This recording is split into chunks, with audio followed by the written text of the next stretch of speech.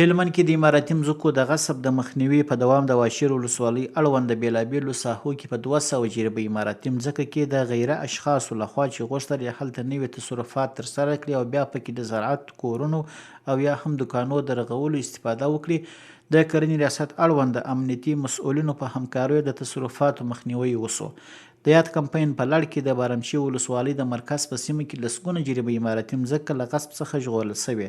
د هلمند د کرنې رئیس مولوي نیاز محمد وحاج وایي د خانشین ولسوالۍ د وزیر آباد په سیمه کې غاصبین غوښتل چې اماراتي ځمکه غصب کړي.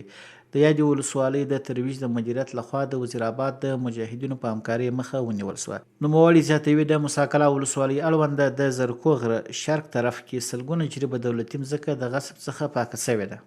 دا رقم په دغه 2 هفتو کې د مرکز لشکرګاه په شمول نهر سراج، ګرشک، مرجا، نادعلي، باباجي او نورو مختلفو ولسوالیو په ساحو کې الحمدلله د اماراتي ځمکو د غصب مخنیوی شوی دی او په آینده کې ان شاء الله العزیز د تخنیکي هیئت او د غصب د کمیسیون په هلو ځلو باندې موږ کوشش کوو چې اماراتي ځمکې دولتي ځمکې هغه تشخیص او تثبیت کو او د غصب مخنیوی وکړو ان شاء الله.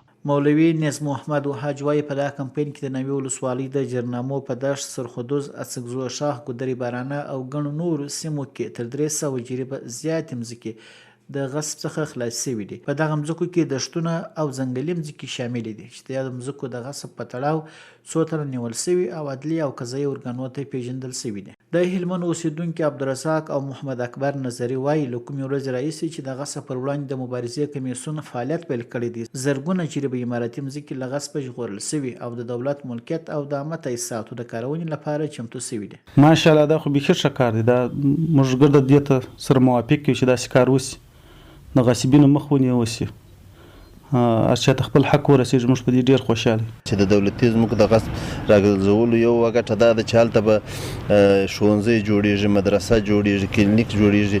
د هغو دپاره به یو مناسب ځای په نظر کې نیول کېږي او دا ډېر ګټور او ښه اقدام دی. زه هرکلی کوم. د یادونې وړ ده چې تر دې وړاندې هم د هلمند ولایت په بېلابېلو سیمو کې د زرګونه جریبه اماراتي ځمکو د غصب مخنیوی ترسره شوی دی.